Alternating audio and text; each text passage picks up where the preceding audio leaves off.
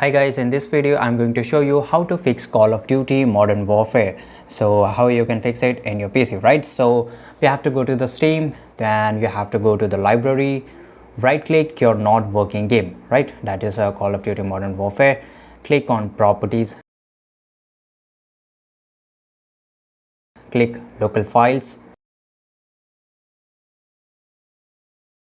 click verify integrity of game files. Then you have to wait till it take the process. After completed, you have to click browse.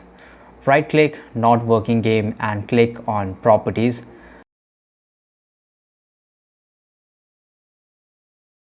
Click compatibility.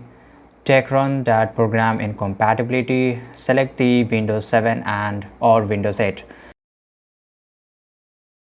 Uncheck disable full screen, which is below down here. Then it will optimize and run the game as an administrator.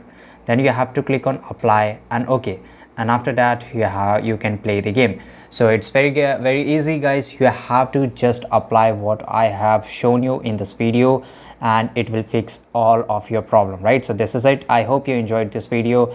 Like this video for more such, and do also subscribe our channel. See you in the next video. Till that time, take care. Goodbye.